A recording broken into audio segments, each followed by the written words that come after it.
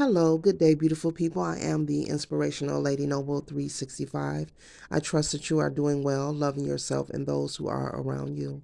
Today, I'd like to come to you with a small story that I created from the Dome. It's about two small children named Sarah and Sam. They were born and raised down south, somewhere in Mississippi, down south, country folk, down south folk, southern folk, as some would say. But either way, Sarah and Sam were best friends.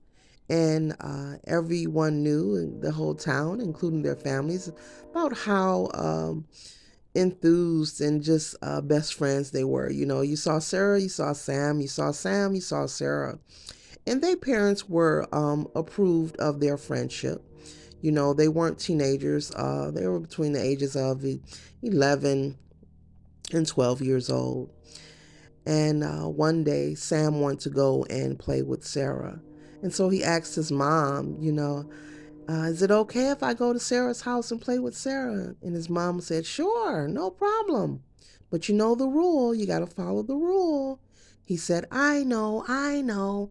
Make sure I get home before it gets dusk, because after it gets dusk, it gets dark. And then after it gets dark, there's no lights for me to see my way home. And you don't want to worry about me or me to get lost. She said, that's right. He said, I know, Mom. I'll be home before it gets dusk. So he began to gallop and skip his way to Sarah's house, very excited and passionate to see his friend. As he approached her home, Sarah was already outside, playing with her toys and her dollies. As she looked up, she noticed Sam coming down the road. So she stood up and opened her arms and embraced him with a beautiful hug. Hi, Sam, how are you? So they started jumping and smiling and just playing and chasing each other around and doing all the wonderful things that small children do. And as they began to play, and as time moved forward, it began to turn dusk. And they both looked at each other, and Sarah said, you know the rules, Sam. It's turning dusk out here, and after dusk it turns dark, and after dark you can't see your way home because there's no lights. You don't want your mom to worry about you, do you? He said, I know. Well, I had a great time. And Sarah's mom came out and said, Sarah, it's time for dinner. And Sam, I think you better be getting home. It's getting late out here. So Sarah went on into her home to do as her mom said, to prepare for dinner. And then Sam began his walk, his path home. And, he was very lethargic and fatigued, from all the running and playing. They had such a great time, so he was thirsty and hungry, and he just knew, he was just thinking about making it home because he's thinking like, Mom got some good dinner on the table, maybe some good lemonade or iced tea, and I can't wait to get home. And so he used that as his motivation to keep dragging his feet, and also he wanted to make it home safely as he promised his mom. So he kept dragging his feet and dragging his feet. And then he looked up and it was dark. It was completely dark. And there were no streetlights at all. But Sam continued the walk, continued walking. He didn't give up. He kept moving forward and kept moving forward. About 20 to 30 minutes later, he finally raised his head up again, and his mom was right there in the pathway, standing with her hands on her hips. She said, Sam, I was worried about you. You know the rules. I told you to get home before it gets dusk, because after it gets dusk, it gets dark. And then after it gets dark, there's no lights for you to see your way home. My, I don't know. How did you make it down that dark road with no lights? Mom, I had a great time at Sarah. Sam, do you hear me talking to you? Yeah, Mom, I was just saying I'm glad you had a great time, but I don't see how did you make it home, and it's pitch dark and it's nowhere way for you to see out there. And you better just get on in there. I'll never understand how you made it home, and it's dark out here. There's no lights. There are even adults that weren't able to find their way down this path, let alone you, a 12-year-old. Get in there and wash your hands, prepare for dinner, and then off to bed you go. Okay, Mom. So he went on into the house and did as his mom told him. His mother stood there with her hands on her hips, looking to the sky, into the moonlight, just gazing and just thinking, how did Sam make it home in the pitch dark when there have been stories of adults who were born and raised in the Mississippi area where they lived and would get lost or had to, have some source of light. So she stood there just shaking her head and just saying, my.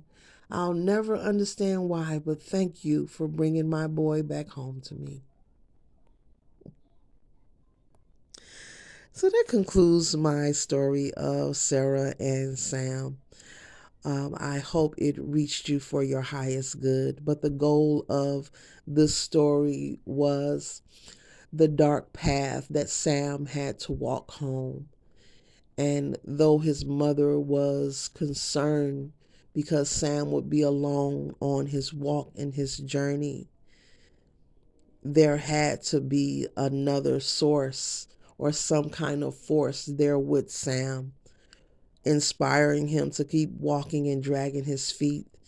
Though it was pitch dark and there were no lights, so therefore Sam could not see the direction that he was going. But he managed to make it home safe and sound. And his mother stood there confused, wondering why, but still thankful. It is because Sam did not give up. Though the path was dark, he did not give up. He did not stop on his path and say, oh, I'm afraid or I can't do it. He knew that it had gotten dark. He knew that time was moving forward, but he continued on his journey. And he didn't allow fear to get in his way. He couldn't explain to himself once he saw his mom of how he found his way home without a flashlight or a candle.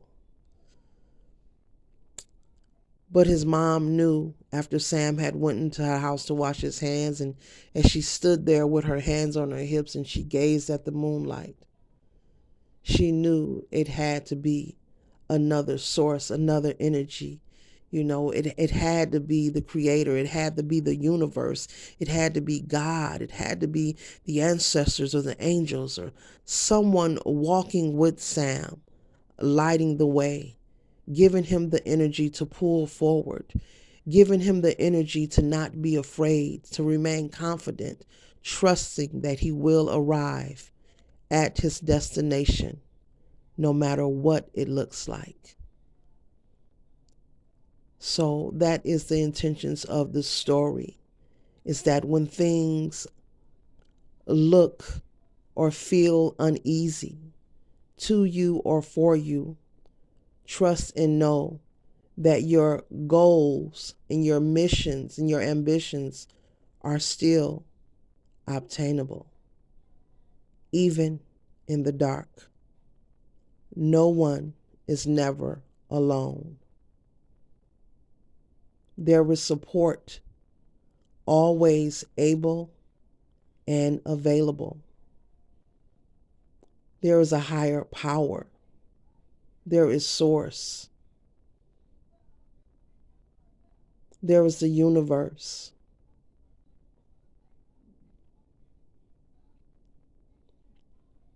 Trust and know that you are never alone, regardless of what it looks like, no matter who you are or where you are on your path in this journey, and that you will find your way.